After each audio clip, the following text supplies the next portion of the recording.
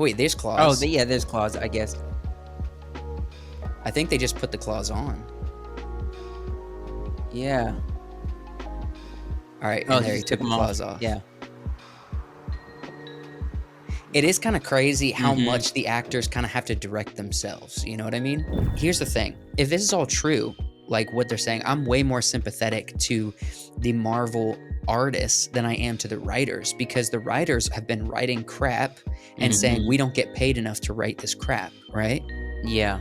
These artists are literally saying, we want to create good stuff and we have conditions that are not allowing us to create good stuff. And so we are aware that it is suffering.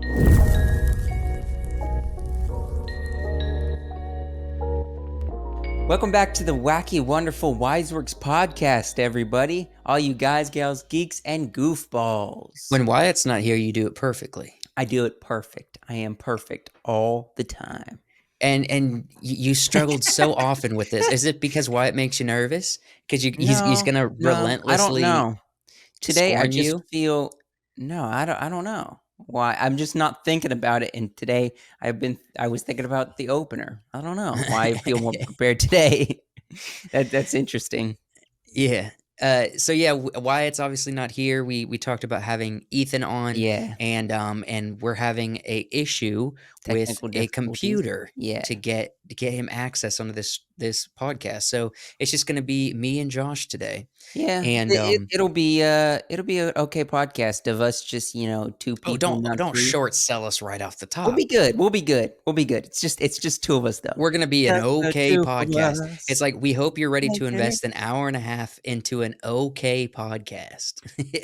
Okay, yeah, a Look, fantastically magical mandatory. That's sure, that's I that old tagline. yeah, I don't want to oversell or jump into it too much, but I mean, we got a pretty cool lineup today just to tease it so no one goes anywhere. We're going to be talking about Yeah. Killers of the Flower Moon, the original story. Like, what is that movie based on, like the real story, right? Mhm. And we're going to try to stay away from spoilers, but we're probably going to spoil a few things or at least get into some details that might help you as you watch the film when it comes Yeah. out. We're also talking, I guess, about another possible strike that's brewing in Hollywood, because we got It's writers, we continuing. got It's we got continuing to happen. actors, and now there's another strike that is brewing potentially, I guess, around Potentially. Marvel, right? Yes. And then we're also going to be we're going to be reacting to Deadpool and Wolverine's, I guess, hidden cam fight scene footage. You know Yes. what I mean? Leaked footage Leaked of footage of Hugh Jackman as them fighting. Wolverine Yeah. and Deadpool, which is wild to me that they got Hugh Jackman to come back. And I Come back know after, like, 20 years of playing this it's character.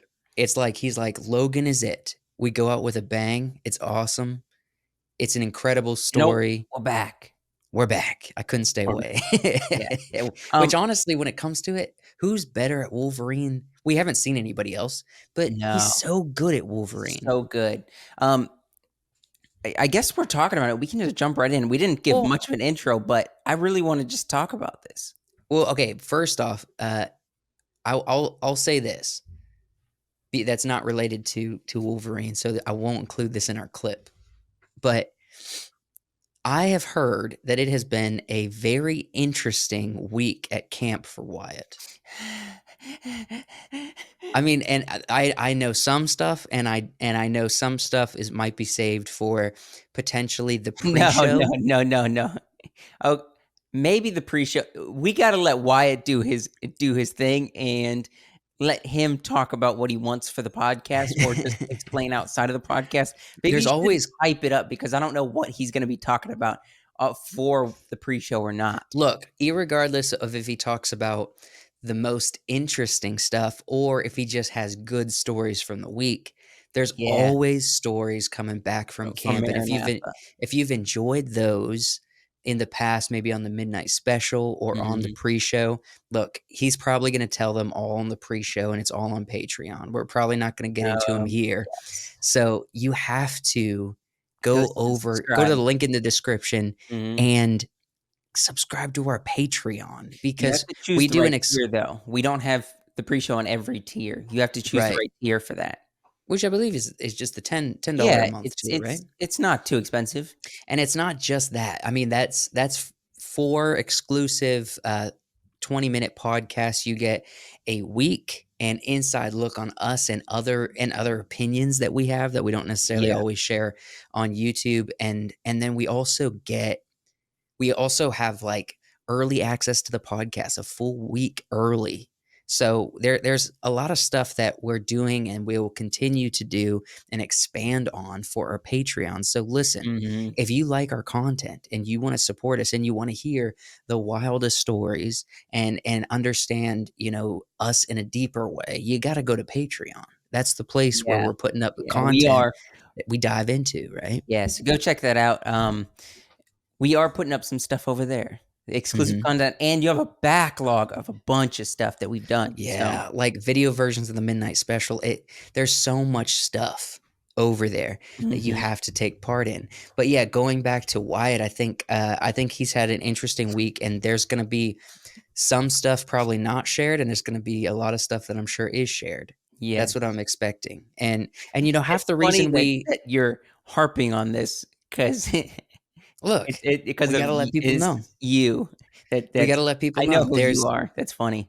There's an aspect to this that whenever someone returns from camp, uh, we do a recap.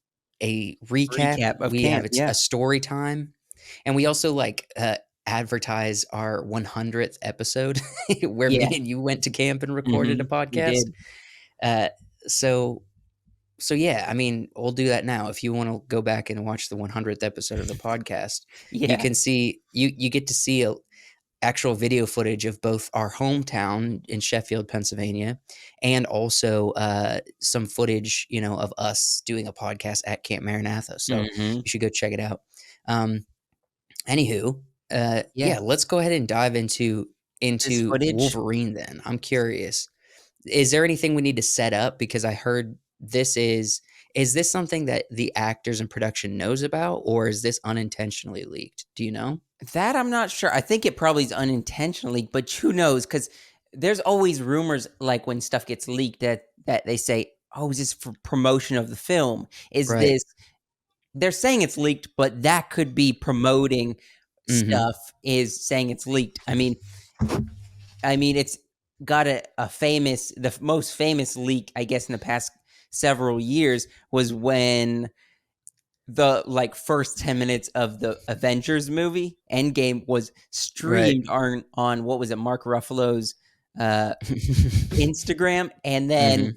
Marvel got mad at him, but then was like, "Actually, that was one of the best things that could have happened because Yeah. it helped us get so much promotion from that, free Yeah, promotion." and I don't wanna dive into it too quickly, but, The Machine, Bert Kreischer's movie, was on hold because of the war, right? Mhm. Between Ukraine and Russia, and everyone was afraid to release it because it deals with Russia, and he went on Joe Rogan and was like, "Freaking here's the trailer that they're too scared to release." Yeah. And he got it going, and he got it in the cycle to be released in theaters, and he made it Mhm. happen. And it usually gets more promotion and more interest behind it when they do that. So in some ways, leaks are good. Leaks do be good sometimes. You Let's don't want huge spoilers, but just general leaks are pretty go ahead and okay. play this video. We can kinda talk over it because there's not really sound. I mean, it's pretty far away. Right.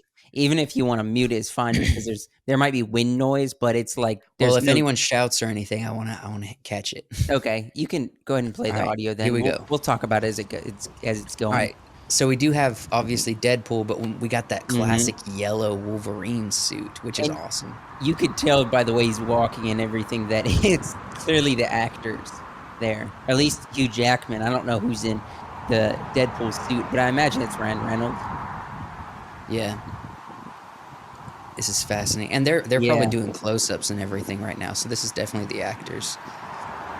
Um, but but yeah, this is awesome. I love the haze. That's definitely mhm. kind of like a haze machine. Yeah, and he no claws, but I imagine they'll be put in post. Yeah. What was Deadpool doing there I don't before? know, Deadpool, Ryan Reynolds thing, probably making a joke. Hey, there's some fighting. It's crazy how clumsy it looks. It looks very clumsy, but they're probably gonna have to they're, like, editing it and Yeah, speeding it up and doing things. It's very interesting. yeah. And he So doesn't have what any claws at all, but there did you has to be see that? claws here. Did you see that? Mhm. They they he they did the move and Carry then on. they stopped mid move and then they did it again like a take Yeah. two. Oh wait, there's Oh, claws. yeah, there's claws, I guess. I think they just put the claws on. Yeah. All right, Oh, and he there he just took took the them off. claws off. Yeah. It is kind of crazy how Mhm. much the actors kind of have to direct themselves. You know what I mean? Yeah. Like through this fight scene, I don't hear People saying action or I anything. don't hear like, "Okay, take the claws off," you know what I mean? It's really Yeah. like they've practiced this, and so they just know what to do, and they just go They through it, do. you know? It is interesting. Okay. That's That's, uh awesome.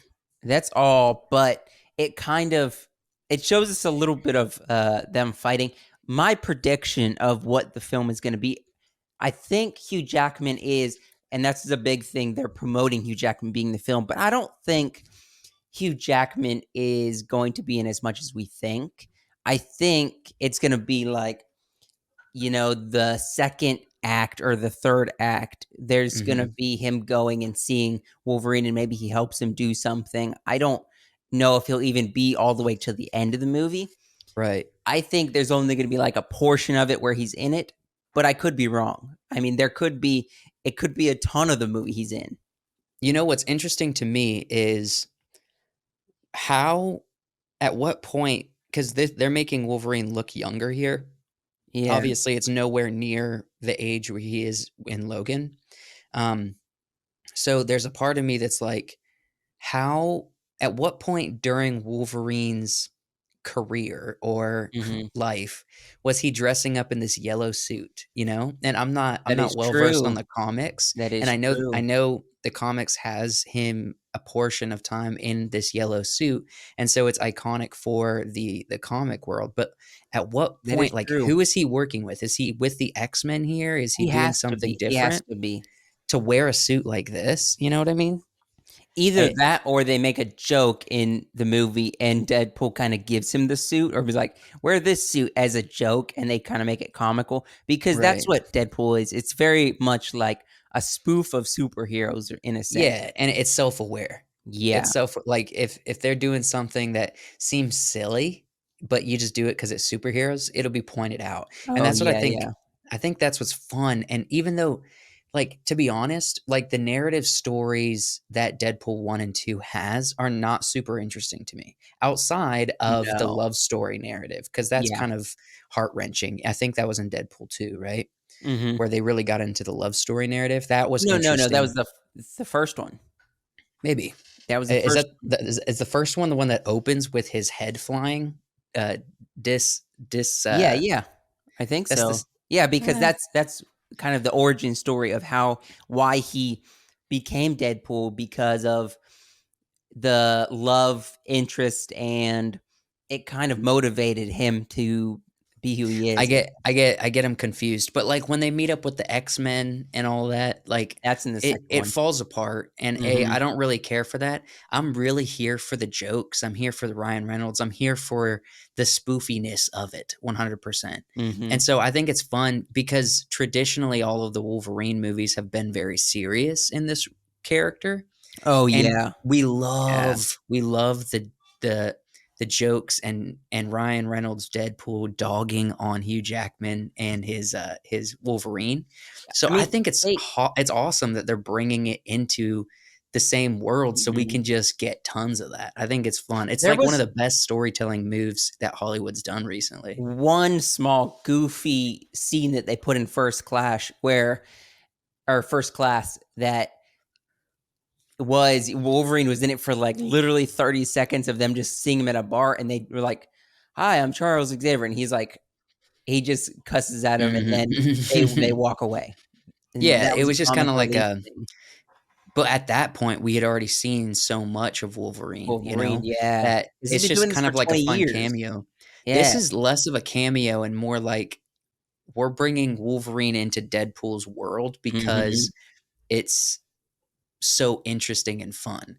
Do you think that anyone, 'cause who was it that is potentially doing another Wolverine, or at least the internet wants him to do a Wolverine? We I talked about it don't. on the I podcast. don't. I don't want him to do another Wolverine. We've seen a lot of Hugh Jackman doing another Wolverine. If they're gonna do one, Well, I'm saying, would another actor be able to be as iconic as Hugh Jackman?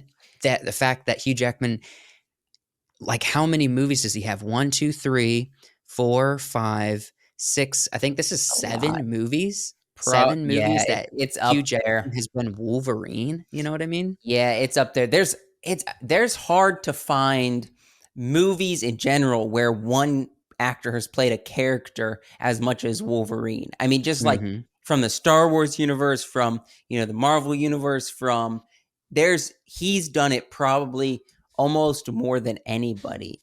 Comment down below because that's an interesting thing in itself. Who has played one? Uh, What actor has played one character Taron Taron Egerton is who people's been talking about, right? for Wolverine? For Wolverine. Let me share this. Let's see Okay. here. He's the guy Um, that was in The Kingsman, correct? Correct. Yeah, Taron Egerton. Yeah. So this guy, we've talked about him on the podcast before, but people have been interested in getting him to do Wolverine next, Mhm. but we have not. It's been like over a year since we talked about it, maybe It over has been 2 a years, while. and It we has have been a heard while. no movement on that front. I mean, there's so much So, stuff right now that's being pushed back because of the strikes, and we'll get into this a little bit later because that's one of our segments, but, like, right now, they had so many plans for things, and now they're just mhm, pushing it back. It's like COVID delayed stuff, then stuff was coming out, and now there's a right. lot of delays in Hollywood again Mhm. outside of a pandemic that, um, has caused delays for film. Yeah. Well, getting back to this fight scene though, I think it was super interesting how, rarely do you get to just see just uncut, raw, go footage of Yeah. stuff like this. And it is interesting to see how these actors are literally just directing themselves. And I mentioned that, Yeah. but it's like it's like they did the move where, Hugh Jackman, like, I guess, is sticking him Yeah, with with his claws claws, and then and without then claws. they stopped, right? And then they did a take 2, and he just did the same movement again, except it was a little longer, like, there was a mess up or something, so they just took it back to 1, and they're just doing it so quick. They're not like, "Alright, set, reset, you freaking take 10 minutes to do this." They just went right back to 1 and did it again, and then with the whole claws thing, how it's like he Yeah, has claws, and then he takes the claws off, gets back into position, and then finishes off whatever he was doing. So I yeah, think I think it's interesting to see that behind the scenes here. Just the nature, I guess, of how these actors are in a lot of ways rehearsing and then on the yeah, set directing themselves through the scene. yeah. I And mean, I'm it's guessing that's probably Ryan Reynolds that's in the suit. probably, yeah, I would say it's Ryan Reynolds by his posture and everything, I think it is, but it shows, I guess, back to what you were saying a little bit of how actors their one job is to act or do be the character, but they have to do that very well, and actors Mhm. have hard jobs sometimes of they have to perform and be that character, whatever Right. that character is doing, whether it be dialogue, action, and that's ultimately what brings a movie together is what they're portraying on screen. So they have to be Right. good at it and do it multiple times to get the right take, and And everything that would be difficult. these guys are both in a lot of action movies, and so they're used to the months of rehearsing, and Mhm. then on the day just being ready and going through it.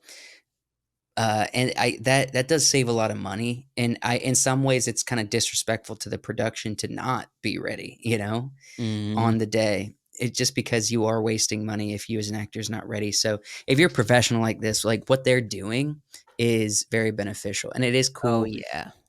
me doing a couple short films, it is cool to see actors just intuitively know, all right, take Mhm. it from one. It's almost like they know what they're gonna look like on screen. They Yeah. know what that action just looked like. So they're like, something's wrong. Let's do it again and just do it again really fast Mhm. because they knew intuitively that what they're going to look like, how it's going to come across, and they don't even have to really be directed too much. They just kind of know.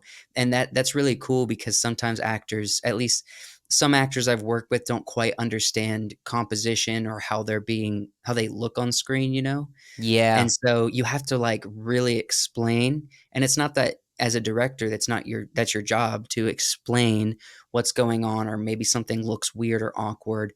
But these guys just look like going through the scene, they just like They know. they Yeah. know, and they don't have to be told anything. They just know. And that's really impressive. It really shows a level of skill there. Mhm. I'm glad this was leaked. I think it's super fun and super cool. Yeah. It is interesting to, analyze this a little bit. With Hugh Jackman sharing his outfit on his Instagram, it's Mhm. almost like they kind of knew this stuff was going to be leaked, Yeah, I mean, me that I they knew I mean, they were clearly being filmed here, and they probably knew people were filming them. So it is hard to hide where you're filming a lot of times when people are around. I mean, Mhm. we've seen that a lot with a lot of movies, but, like, I remember even, like, The Joker, when The Joker with Yeah. Joaquin Phoenix came out, there was a ton of stuff where I people mean, were they're in New posting York. about that. Yeah, and it's hard to hide that when you're running down a street. They're in New York just filming, and Mhm. your background action crowd, and then Mhm. you have literal just randos just out there on the street, a whole crowd of people that's like, this is Joker too. There's Lady Yeah. Gaga. There's Joaquin Phoenix. Oh my goodness, Mhm. you know what I mean? Yeah. So you're just gonna have people there and filming, and it was also kind of interesting, that shot of Joaquin Phoenix walking, just walking down the street, and there's garbage and all that stuff there. It was interesting to see how close people were filming him too, you know what I mean? Yeah. So it's not like he's given a ton of room to work with. It's like people are right up on him filming him. Mhm. So, yeah, this is cool. I like seeing behind the scenes, uh, candid stuff, not necessarily planned out, because in a behind the scenes, you'd probably try to make that look more interesting or cool, but Mhm. I like just how raw it is and how How it's simple it very is, raw. Yeah. and how not cool you look going through the steps, you know what I Yeah. mean? For the film.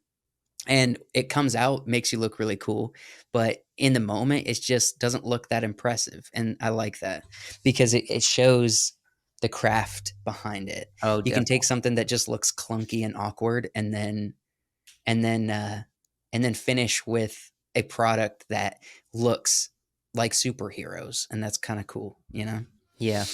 I guess that's all really for this clip. I guess we could thank the patron, The patron, patron. patron. Thank you, Cynthia, for being a Patreon supporter. Mhm. Like we talked about a little bit earlier, there's exclusive content on there. So Right. go check that out. But we're kind of highlighting one of our Patreons right here. Um, Thank you, Cynthia, for supporting us.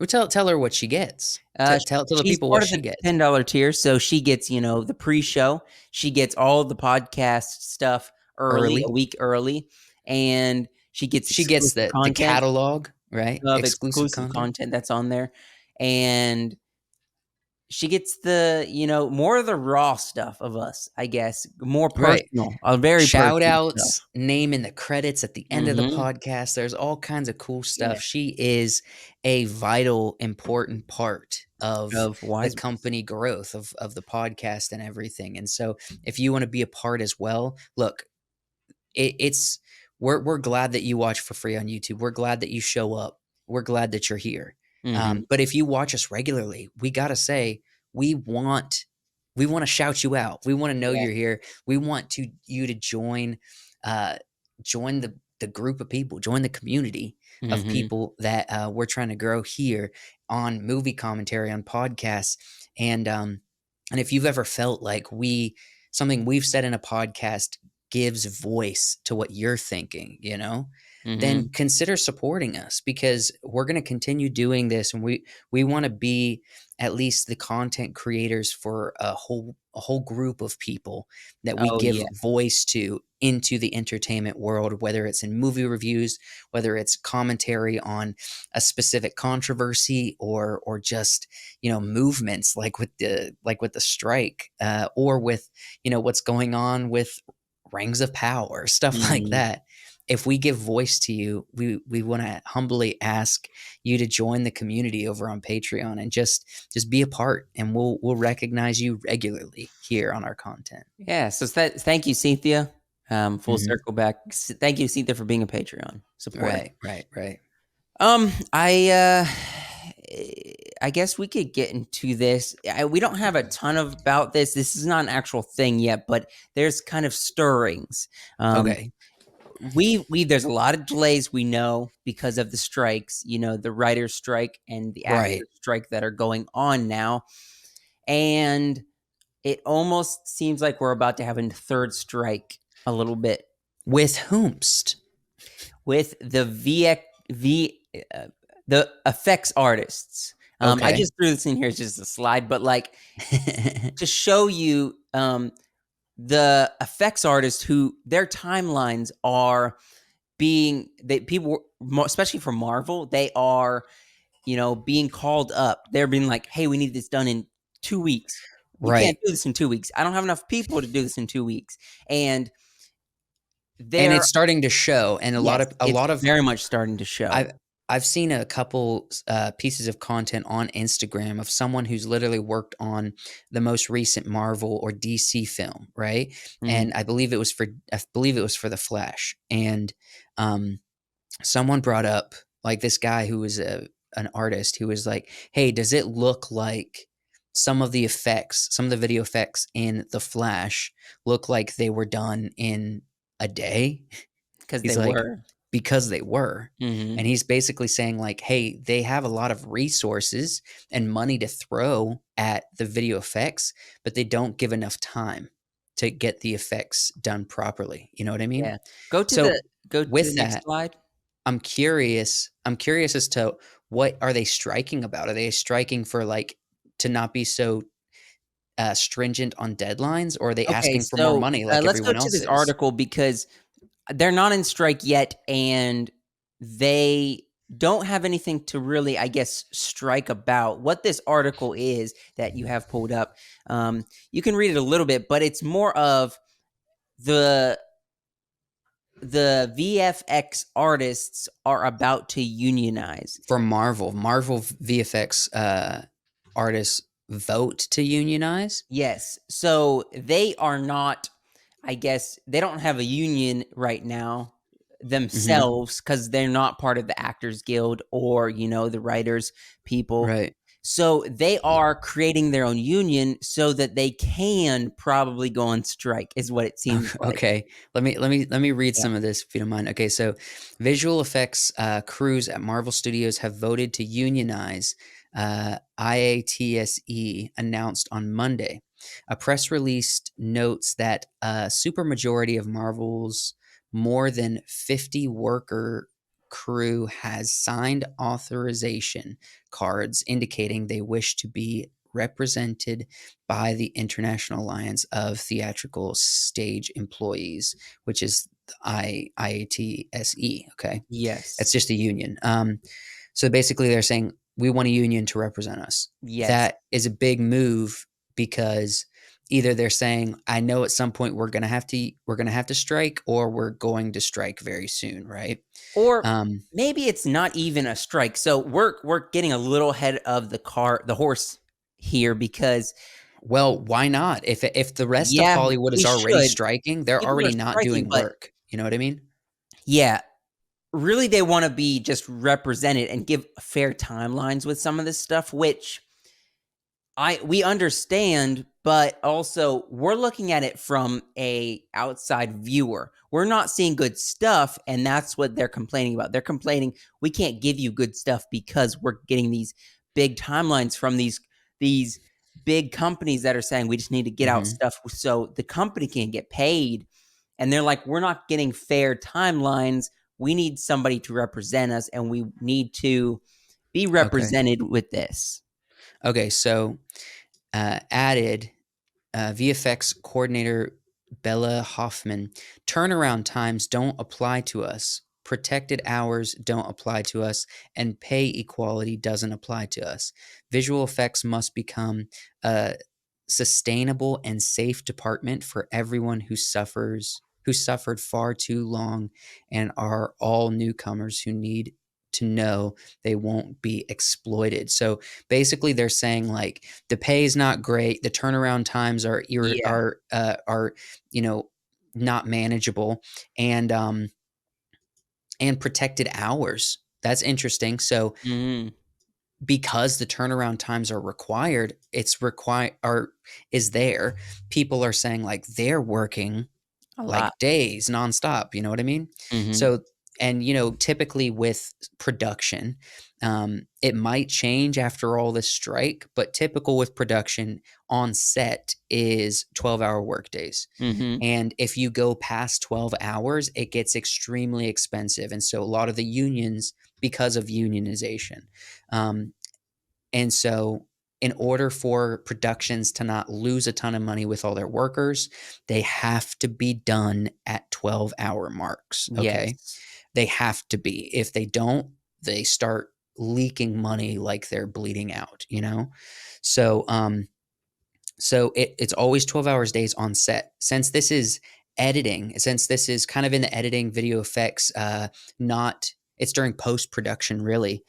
It's interesting to say I don't have an insider look. I'm wondering if they technically apply, or maybe it doesn't. Maybe it's like, hey, we just want the 12-hour day situation for Well, this kind of thing. You know what I I mean? think kind of what I'm seeing from this, and we probably have seen this, like, if we go back and ask, like, our parents or, like, our grandparents, we probably saw this from, like, it's or maybe even way farther than that, but, like, people, this is just, for an example, like, the railroad, the people who work on the Hmm. railroad. I'm thinking about that because John Mark is part of one, and they had to deal with this way back in the day, but now we're getting into the digital space and the technical space to where it's his new grounds, new jobs, new things that yes, VFX artists have been around for a while now, but I would say, fairly new. I mean, it's not been around for 100 years, so there hasn't been anybody to represent them up until now. So, because it's a newer job, and Hmm. they they don't have anybody, so what they're doing is just kind of they're creating this fair workspace, Right. and ultimately might lead to strikes, might Yeah. lead to it. So check this out. In some ways, this is really happening because of the other strikes.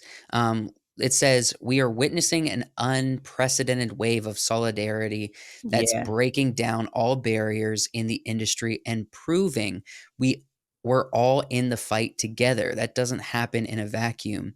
The union's president Matthew D. Loeb said in the said of the vote's timing. Entertainment workers everywhere are sticking up for each other's rights.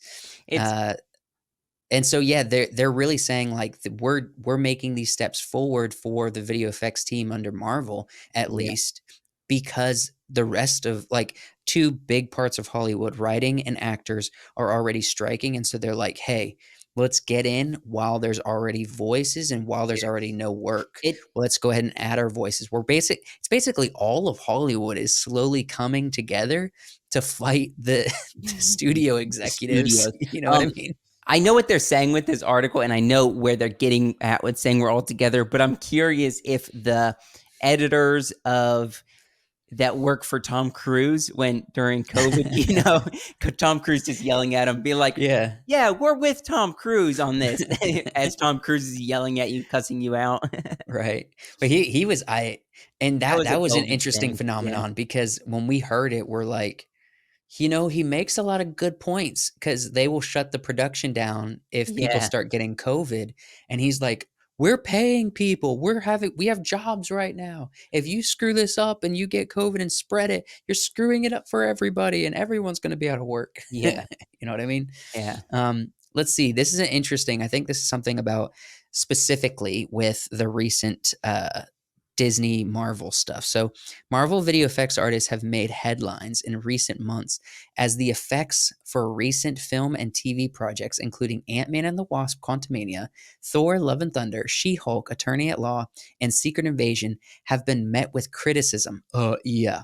Simultaneously, a wave of artists alleged poor working conditions for Marvel projects. In a series of stories published across the internet, workers repeatedly complained about the studio's demanding post-production Yeah. schedules with concerning ranges from unreliant overtime on on on chronic understaffing to the inability to avoid delivering substandard work due to constantly challenging deadlines. So yeah, it's interesting that they are bringing to light, and to be honest, we haven't written articles about this, but we are just one of many voices on our channel that Yeah. have brought up that Ant-Man and the Wasp, She-Hulk, Thor: She-Hulk Love and Thunder, and Secret specifically. Invasion, all of these all of these movies and shows have been the biggest area of lacking is Yes, the writing,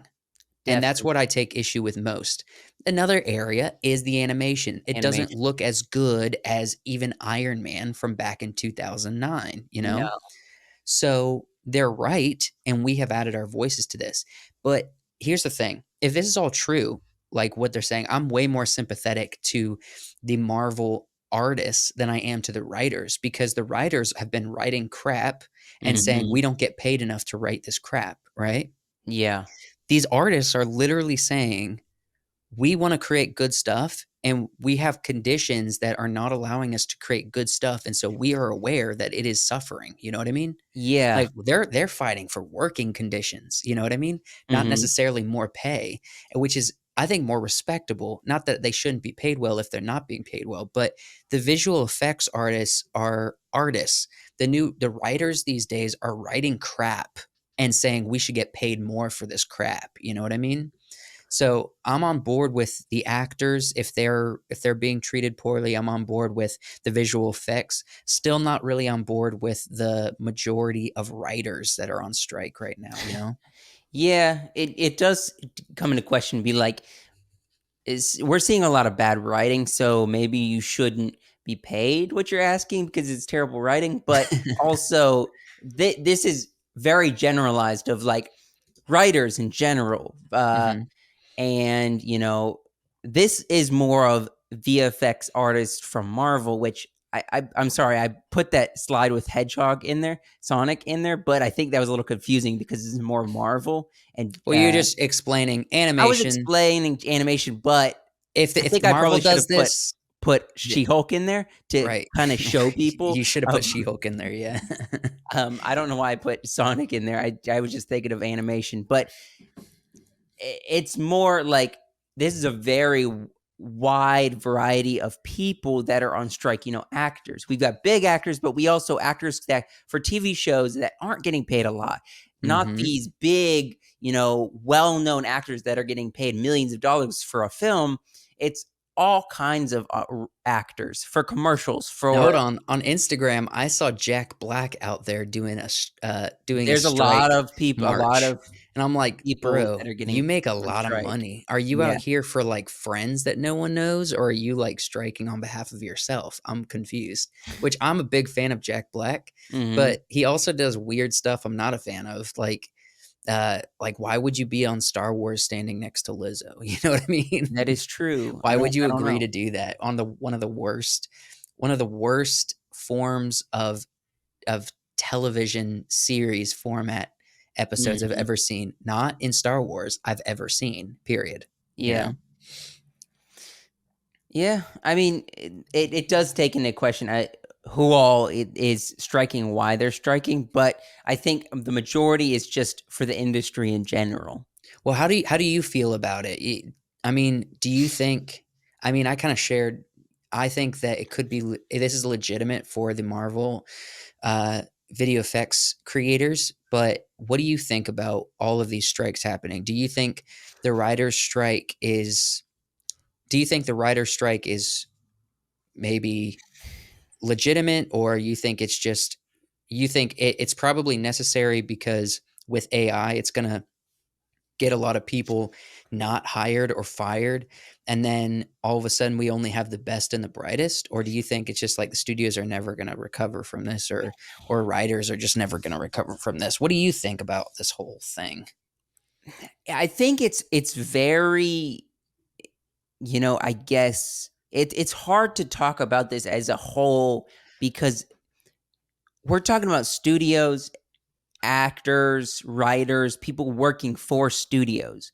Mhm. Um, but in the past 20 years at this point, with the internet, entertainment in general has changed. With YouTube, with the internet, just how it is, you can go and find videos that aren't for big films or Right. shows, but people are still creating that kind of content. So Yeah, you could start writing for creators like just as a high-end example, Rhett and Link, yeah. who create YouTube content, Mhm. and they need writers as well, but they're just not a Hollywood studio. You know what I Yeah, mean? so it's kind of interesting, and it's begs to question, like, who's on strike, kind of.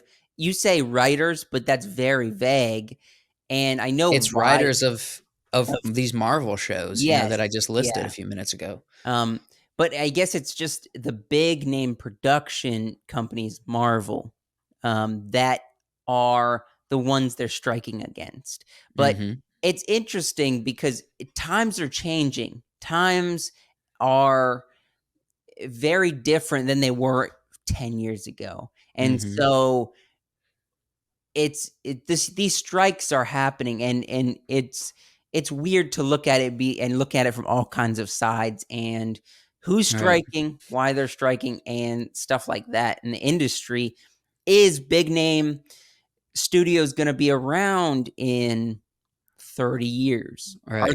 Are Is the Disney going to go under? Is Marvel Studios going to go under in 30 years? And because nobody wants a superhero movie I anymore. think it's gonna be sooner than that, my dude. Well, I think I'm just giving like a very broad thing because they could be holding on for a while, but like everybody's done with superhero movies, so they can't make any more Marvel movies unless they change it up. And the they'd have to start YouTuber, fresh, the and no one wants to YouTuber is the start one fresh. that's getting paid more money because that's what people are watching these days, not Yeah. these Marvel movies. Yeah, to be honest, and I don't really have the numbers, and no one really has the numbers because Disney doesn't tell you, or they might just lie to make themselves Yeah, seem better, like Amazon did with Rings of Power. Um, but look at Secret Invasion that just came out. yeah. Is anybody watching Secret I Invasion? have not Some heard people like are. one person really No, talk there's about it. not any buzz for Secret No. Invasion. They spent a lot of money on it, but what are people buzzing about? Yeah. They're buzzing about YouTubers. They're Yeah. I buzzing. mean, They're a constant. The YouTubers like again, Red and Link, probably Ben Shapiro, yeah. people like Mr. Beast, definitely because he gets more views than anybody. Uh, there are tons of YouTubers. I mean, I would be willing to say that more people watched Nerdrotic Yeah. Gary. More people watched his review of Secret Invasion Than Secret the Invasion first itself. week, the first like his video for the week of review of Secret Invasion, then people probably watched Secret Invasion that Invasion, week. that's You know what funny. I mean? I That's funny.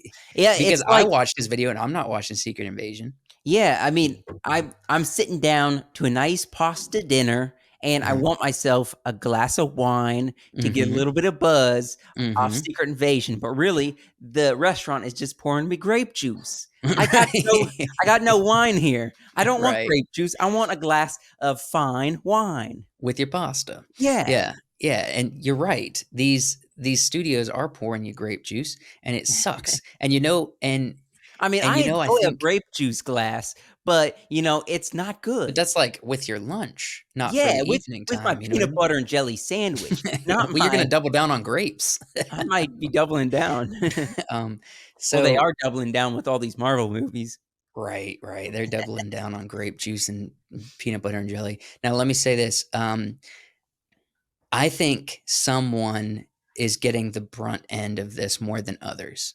Yes, It's gotta I would agree. be Yeah, look, and there are people, but I'm talking about one person in particular. okay. You already brought him up, Tom Cruise.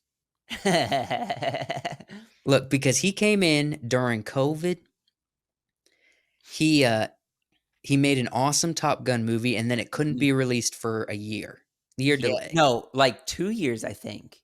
like a long time. And Yeah. then it came out and everyone loved it. And then there was all this controversy about him being a bully on set to get, the new Mission Impossible out and filmed. And but he's just trying to entertain people, right? Mm. And then he gets it scheduled. He puts his body and all this money and everything into really doing cool stuff to entertain the public. And then he finds out, dang it, they're putting it out a week before Barbie and Oppenheimer. What's going on? You know what I mean? And Yeah. then, and to add to it, the sleeper that no one expected, freaking, and this, I'm good with this, but just I'm upset for Tom Cruise. Sound of Freedom has That is made more true. money than Mission Impossible. Wow.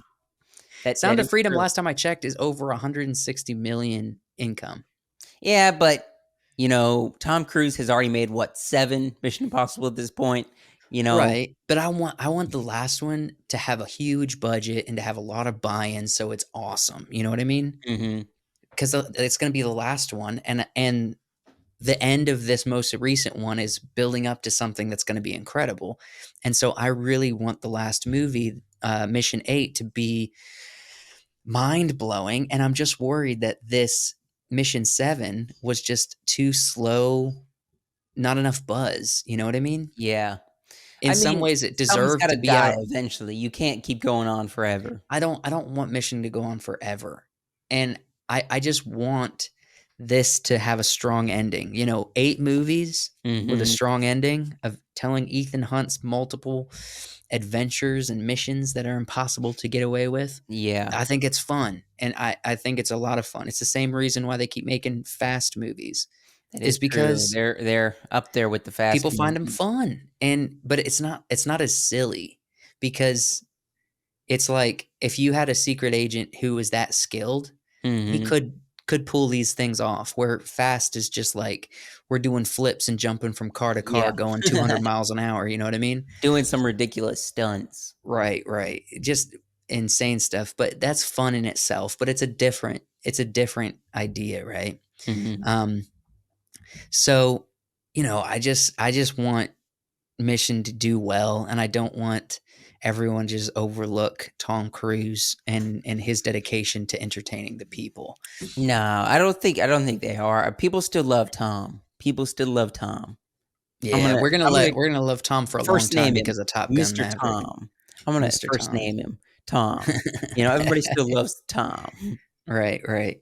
So yeah, I think to round this out, I think the writer's strike needs to Mhm. happen because of writers, and I think it needs to end the way the writers don't want it to end, which is basically all of these, I guess, liberal writers who have an agenda and have a preachy message to add to their, like, that lady who they did an interview from Disney, and she said that she is always jumping at an opportunity to interject queer propaganda into Disney kid films. You know what I mean? Do Yeah. you remember that?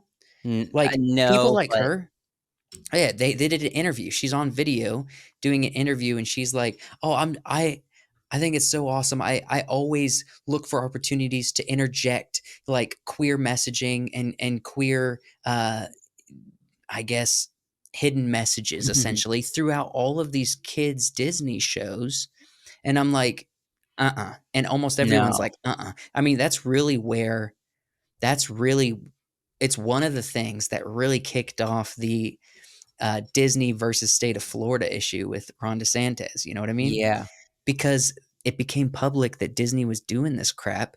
It's those people that should lose their jobs. They should not be invited back to Yes. the movie making circle. They should be kicked out and really and honestly get the best writers who have the most who have literally their stuff is successful. So if you wrote She-Hulk, you're out. If you wrote Secret Invasion, you're You're out. out. If you wrote Now, granted, you wrote Barbie, it was a big success. You can stay at the party, whatever. You Yeah. deserve it, I guess. Even though it some people find it to be dumb. But if you made something Careful. successful, you're in. If you made Mhm. something not successful, you're out. You're out. Like Rings of Power, you're out, you know? So, uh if you can if they use that and only kept the best and the brightest, then you just do a gleaning process. You know what I mean? Yeah. I mean, there's Say definitely we're gonna pay writers super well, but we're not paying everybody.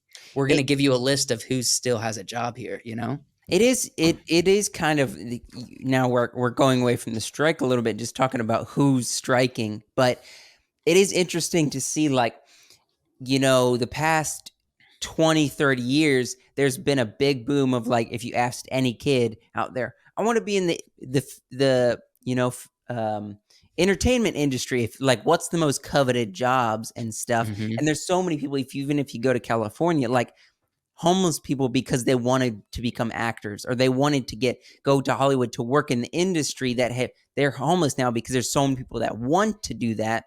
Hmm. But then there's also not enough jobs in that industry. So it's kind of, we see who these writers are, who these, Right. VFX artists are, and who's actually doing it, because it's such a coveted job. And Yeah. we have to admit, like, we're doing this because we like the industry. We're We trying to like create a good handful of content the for you. industry, and we care about the industry of visual storytelling through Yeah. series and TV and movies. We're And just we trying to care create good about it being content. good. Yes, we Yes. care about it being good. And so when people really like something, really really like something, we want to praise it and fan over it. And when Yeah. something's terrible, it's egregious to us. I mean, we take it Yeah. very seriously, you know? So and that makes us nerds to take something like this and Yeah, take it very I would say so. seriously. But I don't care. I'm happy to do it. It matters to me. So you're right, this is a whole industry and we're on the outside, right? We're on Mhm. the outside. We collect views and interest and Patreon subscribers from commentary and reviews and thoughts and opinions around the outside. It's the same like with, Rotten Tomatoes. Rotten Tomatoes is a third party company that gets people to review movies and they make their Mhm. money off of ads and everything, and we're all on the outside, and then on We're the on the inside outside are of it, the inside are the workers, the and below the line people on workers. strike. As those are the people that are on strike right Mm. now. And Wait a minute, are what you since we're on the outside, are we supposed to be out there, striking with them? Go up to Atlanta and just be like, "Strike, technically we strike, could, strike." but why would we? I don't know. You know what I mean? Because I think we're gonna find more success for us by just bringing people the news and You know, giving our that's opinions. interesting. I just had this thought, there's definitely, like, big production buildings and stuff up there in Atlanta. Are Yep. there people striking around here? Because I haven't seen any. I went Uh, up to Atlanta and I didn't see any, but I didn't wasn't well, here's around. the thing. Are they all in California, or are they They're striking here mostly in too? California because here's the thing. Um, So Atlanta has offices for like studio offices, right? And I'm sure there's probably some striking going on in Atlanta, but the big studio offices, like Are in like the California. home for studios, are in California. Okay, that makes sense. Just because a lot of these studios go to Atlanta to film doesn't necessarily mean that's where their home is, you know? Yeah. Um, and so the majority of all the striking is going to be in LA. That's where all the studio offices, the homes are for these studios. So that's where they're going to be. Um, but yeah, I think overall And look, if with all these strikes with the writers, the actors, and then potentially the Marvel video effects that can lead to more video effects across the whole Mhm. industry, potential striking there, they're at least unionizing. Um, Yeah. with all of this, if the whole industry just collapses, Uh, the indie it market's it gonna will. pick up. Indie and stuff like YouTube is going to, Yeah, definitely start being, I mean, not start because I would say YouTube is already big, but it's gonna blow up a lot listen, more. listen. I'll say this: if there's no TVs and good movies for people to watch because the whole industry is eating itself alive, once people switch to YouTubers and are finding entertainment there and are more interested in the content that's coming out there, Yeah. or switch to like Angel Studios, watching The Chosen, watching, Mhm. uh, Sound of Freedom, these independent medium to large size companies, they're not going to come back to you. They're going to come back No, for no, some they're people. gonna They'll come back for like Chris Nolan, right? They'll come back for maybe Denis Villeneuve. They'll come back for maybe Christian Bale in a movie. Who knows? But they're not going to come maybe, back for but the industry in general. They're I not going to mean, come back for if we're Marvel. thinking long term, if we're thinking 30 years when these No, I'm people, thinking 10. I'm thinking okay, 10. but if we are, these big names that are already old now, when they have died off in several years, we've got nothing left. Hmm. We've got Yeah, nothing left. we always have something. It's going to be picked up by the indie market and the YouTube creators. They're Yeah. just going to grab the attention, and we're going to be here to grab the attention. If We'll be grabbing and Joseph will be pushing. right, right. Look, we're always going to be here and grabbing because we're independent, and that's where our power is. That it always will be independent and powerful. Yeah. Let's kind of go back. You were talking about big names. Hmm. We haven't really had a lot of banter in this episode. We've been just going from topic to topic. Uh, You've been doing anything fun this week in South Carolina, Florida, where you live right. now? Just name all the states I've lived before you get to the correct one. Um, I what have I done this week? There's not really anything super interesting outside Well, you of cut your hair. right. I did cut my hair, and You're you wearing a saw hat it. right now, so Look, nobody can tell. look. Okay, you see He it? trim. How much did you trim off? How much hair was it? Oh, I probably trimmed. I think the dude said he trimmed off like A, 12 inches. a foot. Yeah. Wow. It seemed like maybe Um, a little bit more than that, but you're talking like this length here. it was a lot. He said it was enough to donate. Um, but I didn't donate What it did because I what did didn't he say know. when you went and you're like, just I want it Well, pretty short. He was like, nah, man, you took so long to grow it out. nah, he was like, all right, cool. Because I showed him this picture. Yeah. I said, I want to be able to style it this way. So can you cut it accordingly? Let's see. I thought this guy had a very similar head shape and he agreed. So I said, I want to be able to style it this way. Okay. Okay. Yeah, that's what it looks like. If you put a little bit of like kind of paste or something in it to pull it back. Right. And so he said he started cutting it and he's like, man, how long did you take to grow this? And I was like, I think it's been about like 3 years. And he was like, I love it.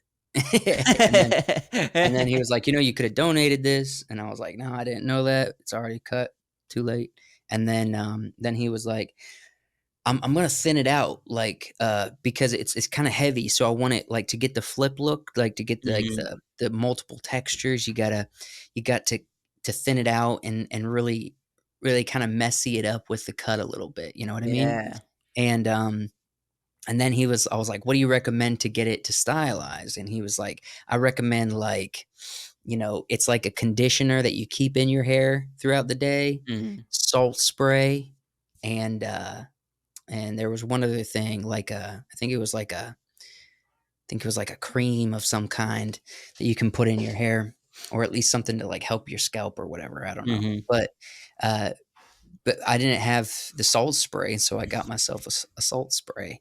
I don't have Mm. anything in it now because I was gonna put a hat on, and we're jumping on this podcast Pretty early. Yeah. before I had time to stylize it, so it just looks bad. But But yeah, I've noticed after my hair growing long, I've got a strong part in the middle, and my hair Yep. just naturally falls like this. Yep. And it never did that growing up, but after you have long hair, your hair It does stuff. grows differently now. You know Mhm. what I mean?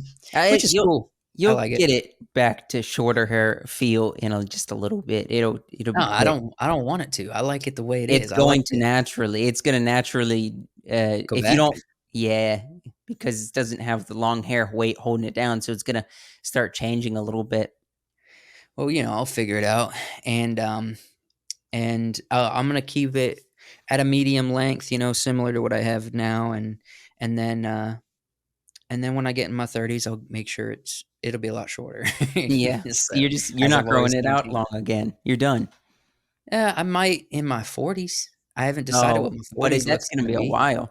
So Yeah, who I'm, cares though? you know, doing the long hair thing for now. We'll Yeah. see when I decide to And, cut with you and Wyatt both going a little bit longer hair, I was like, "Well, it. I can't just be the I same as I these guys." predict, and I doubt Wyatt will watch this episode because he's not on it, so he's not gonna watch it.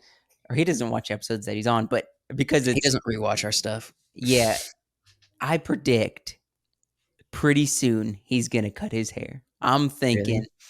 soon he's going to cut his hair if he has not already. I Mhm. said all this week when he's at camp, he's gonna cut his hair.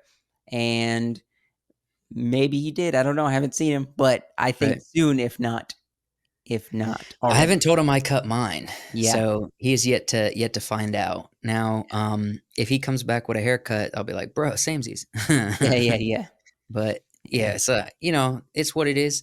I wanna jump into this last segment, though. Okay. I wanna see Um, what we're talking about. so we're gonna be talking about something that, it hasn't come out for the public yet. They showed the movie at a film festival. So there's been a few reviews on the film, but we kind of wanted to get into the actual story behind um, Killers of a Flower Moon, Mhm, the Martin Scorsese film with Leonardo DiCaprio and Robert De Niro that's going to be mhm. coming out later in October of this year.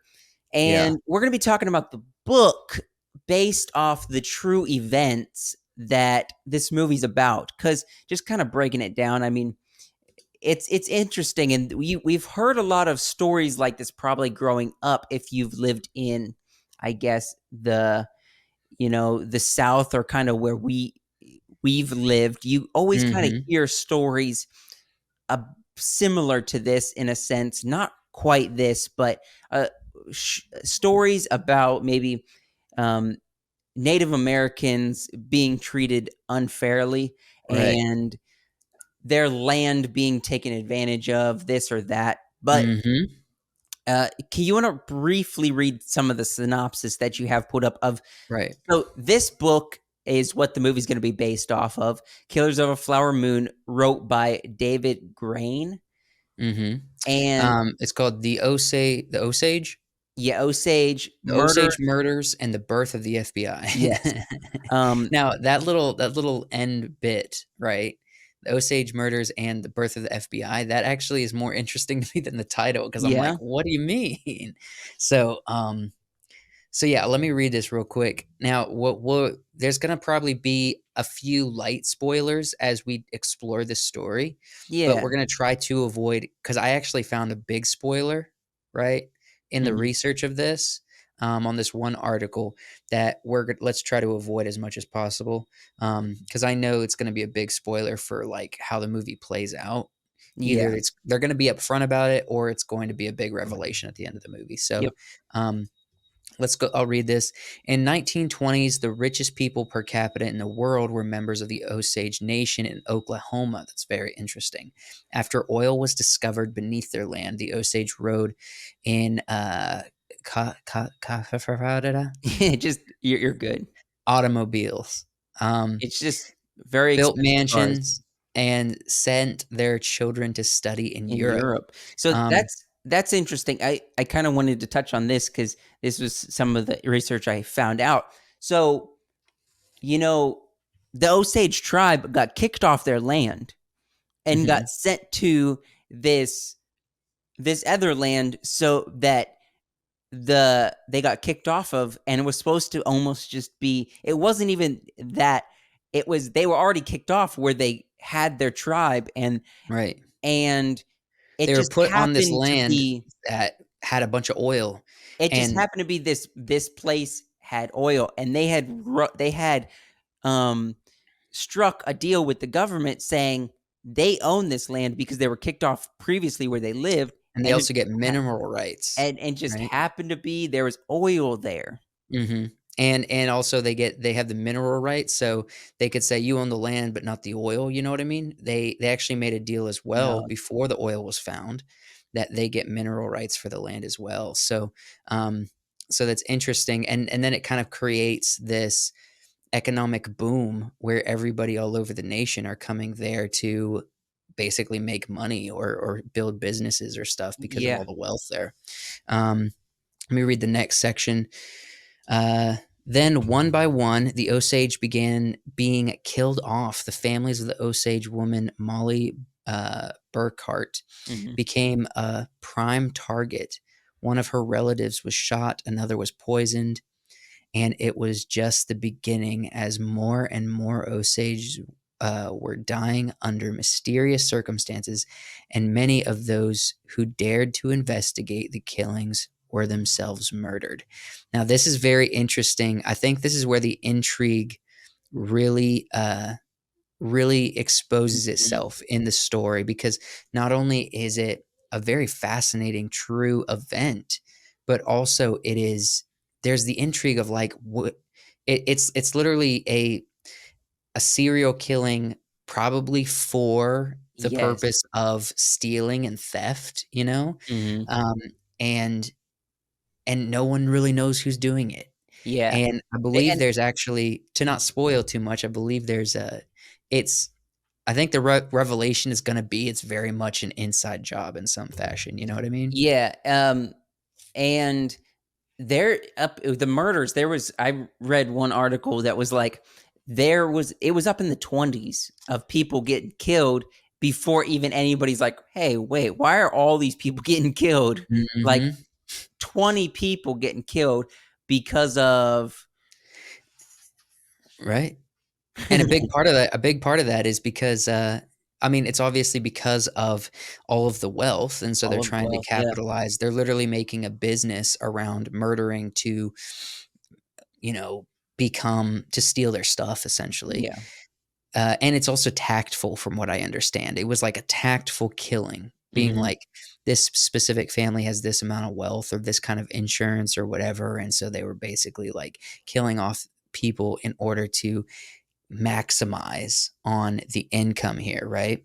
Um, and there's and it's gonna follow the book. I believe these were real people, but Mhm. necessarily, like, the book is what kind of focuses in on these individual people. Yeah. So is the last name of this, so this is Anne, I think, is it Earthgart? Let me see. Pull up the what No, it looks like again?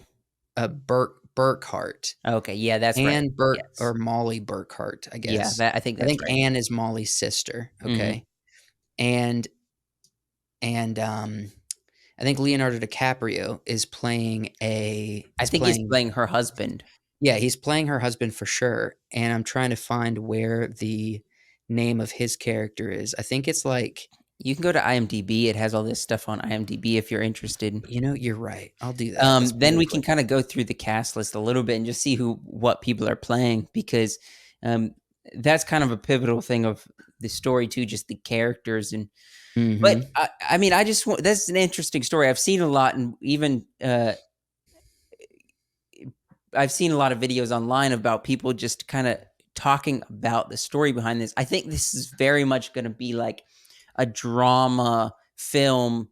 We haven't seen it yet, but there's been reviews online a little bit, the people who saw it Mhm. at the festival, but it's a drama film that is gonna be following a murder, like, it's almost a murder mystery drama Yeah, in the sense, definitely. but also following this tribe and the Native American people. An Uh, interesting story because typically, obviously, in history, Native Americans didn't have wealth, and in this case, they yeah, did, and they were being, there's basically people killing them to steal it. You know what I Yeah. mean? So Um, like in a large group. So Ernest. Ernest Burkhart is the husband of Molly, who he's a white guy who got married to a Native American. Mhm. And it kind of shows that in the trailer. That's pretty obvious. And then you got William Hall, played by Robert De Niro, and Yeah. then Tom White. I believe this is the guy who plays Plays the the detective or the detective who or was sent the yes.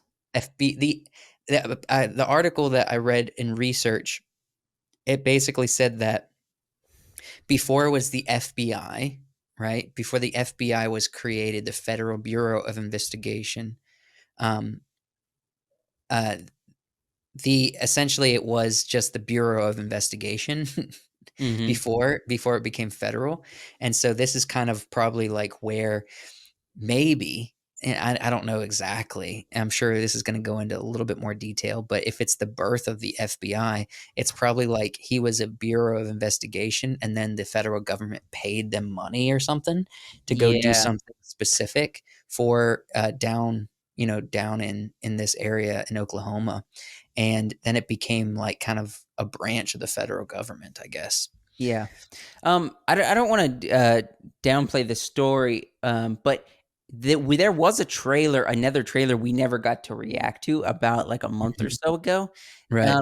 Would it copyright us, put us any copyright if we put that trailer on? If we just Uh, put a sneak it peek at it? will. It will. No.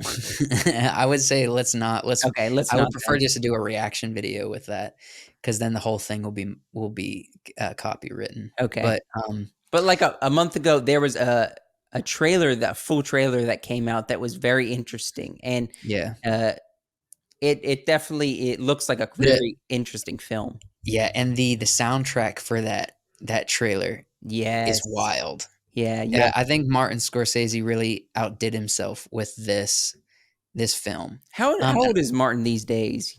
Oh, he's getting old. He did a master class recently that was popular, and I think he's getting. Click on I it. think. Phew, I don't think IMDb tells you his age, does it?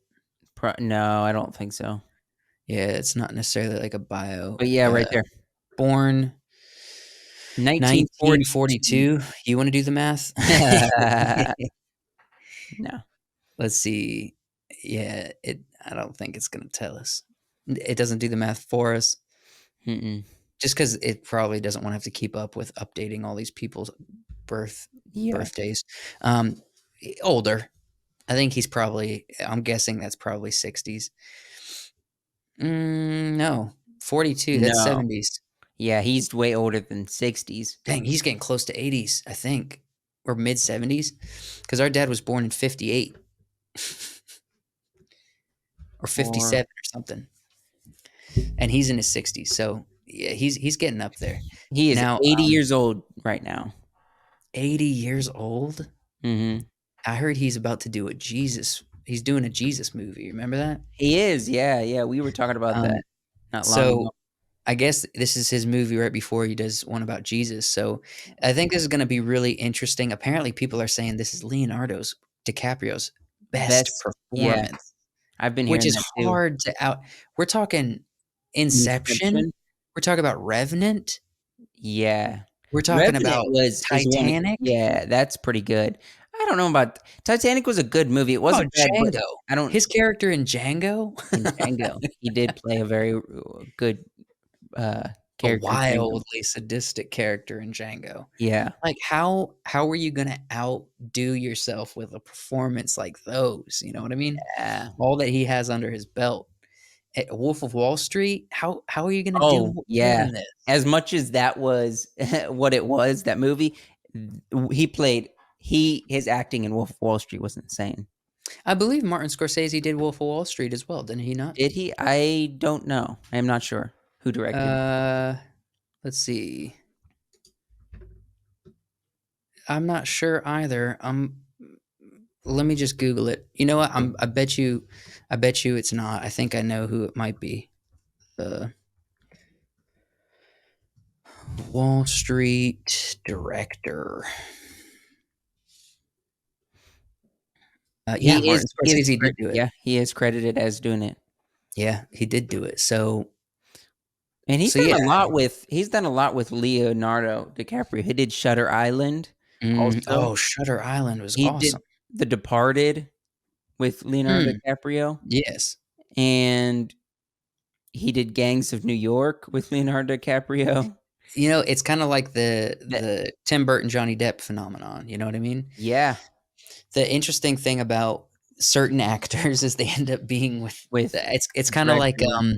Cillian Murphy and Michael Caine are in a lot of Chris Nolan movies. You That is know, true. um, so I think it's gonna be I think this is gonna be a very interesting, thrilling film, Oh, and I yeah. like the style of it. I like. I heard in the research I read that the Native Americans, because they were in Oklahoma, they had like an interesting accent. You know what I mean? Like Yeah. kind of like that Oklahoma twang, but mixed with the Native American accent as well. And so I think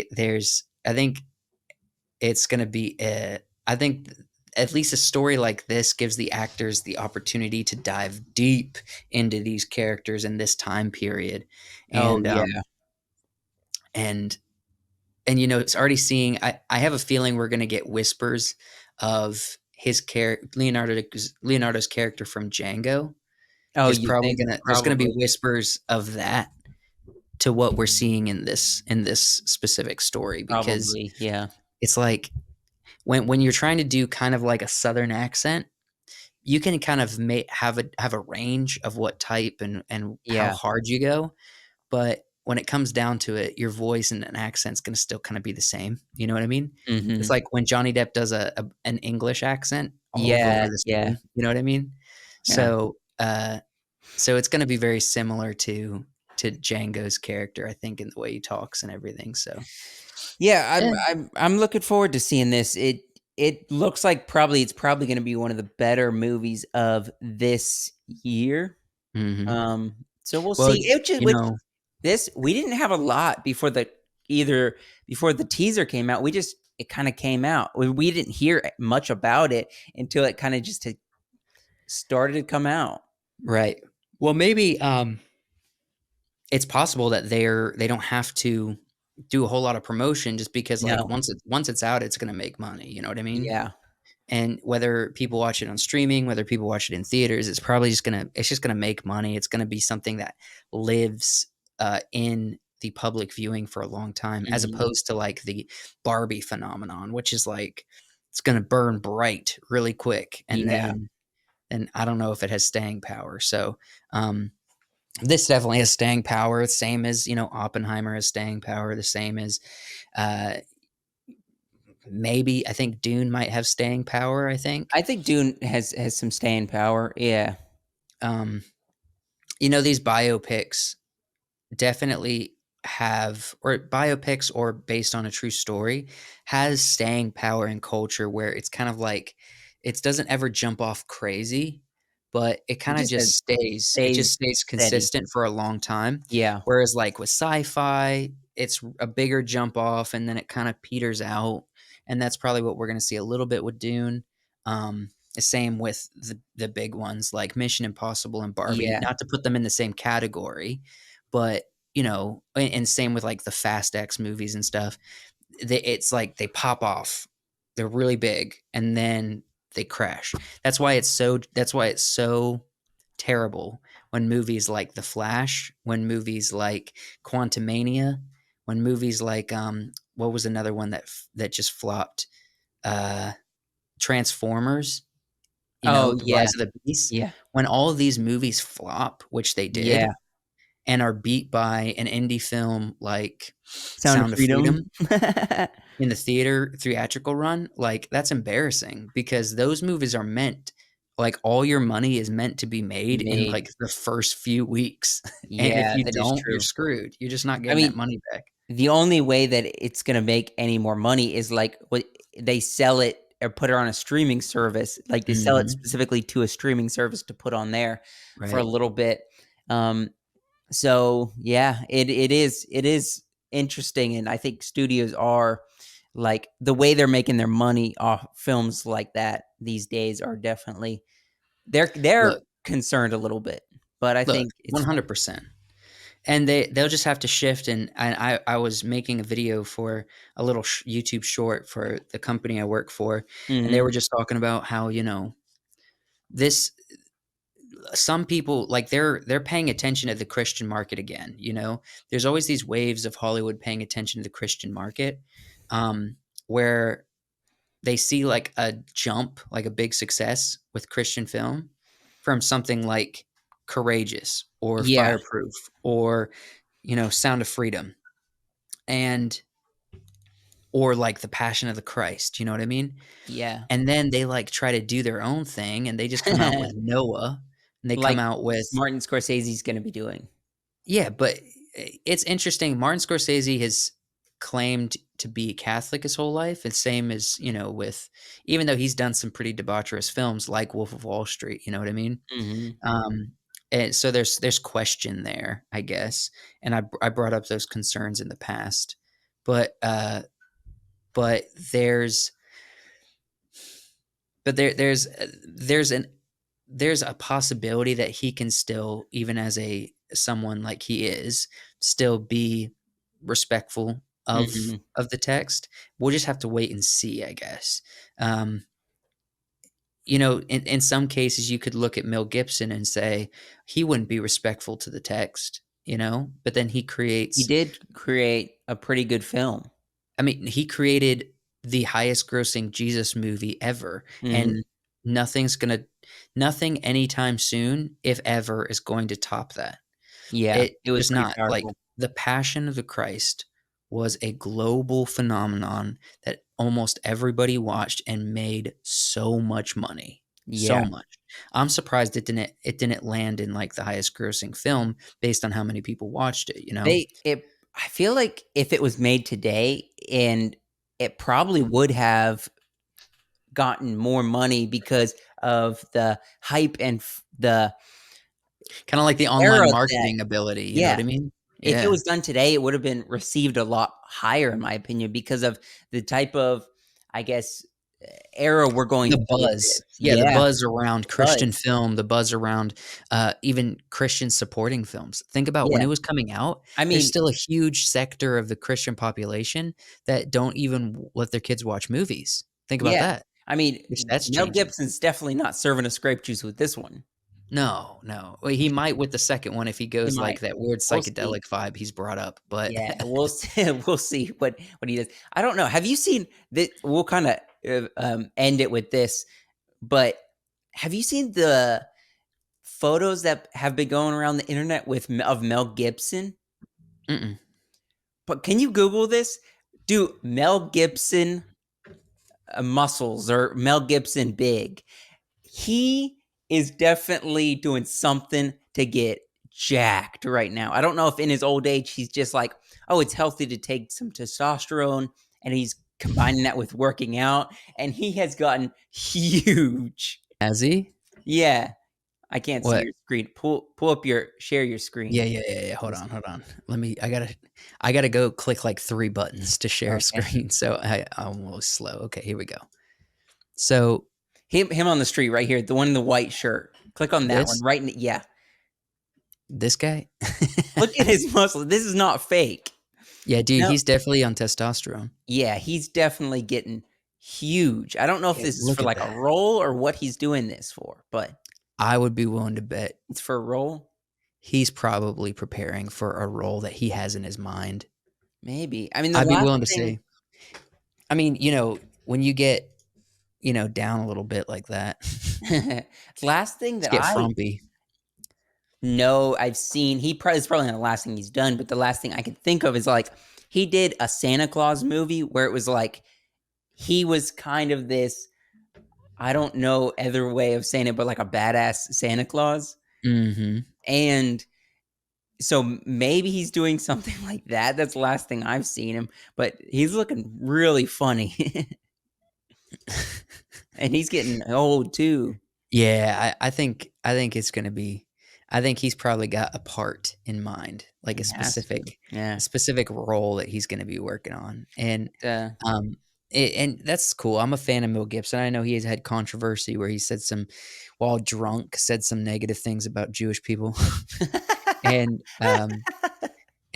But overall, he has outside of that, he hasn't had like a terrible career. And I mean, Yeah. there's and he's made some incredible films, and he continues, I think, to pursue making incredible films. So hopefully he doesn't, when he does the Passion of the Christ, the sequel, hopefully he doesn't go too off the rails with that one. Yeah.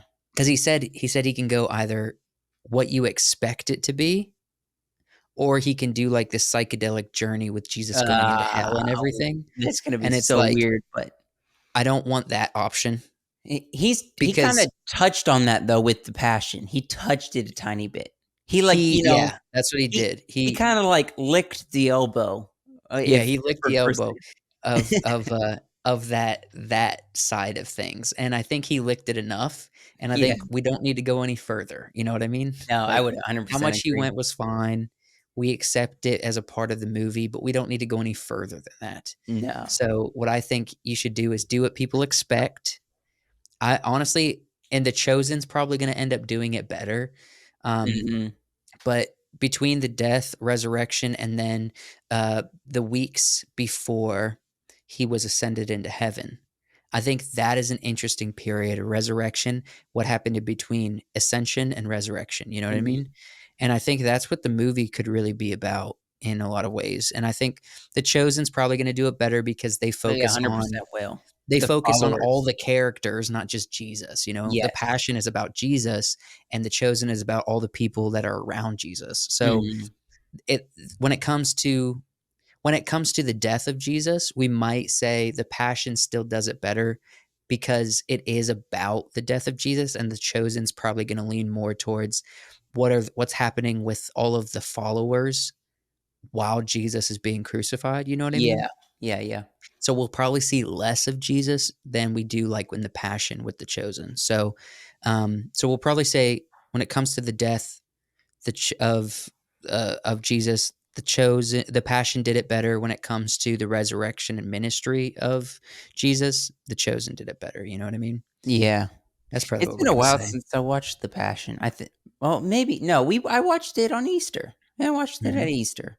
Yeah. I don't want to insult your intelligence, but you do know that the guy Jim Caviezel from Sound of Freedom is the guy who played Jesus, right? I did know that. I And 100%. also, I He looked also it up. played, Dante, Yeah, from Count of Monte Count of Cristo. Monte Cristo, the very much underrated Right. movie of the Count of Monte Cristo. That was a Mhm. fantastic movie. It Yeah, has we've definitely talked about this, but it has Henry Cavill as yeah. his son in the movie. Luis Guzman. Yeah, a young Henry Cavill.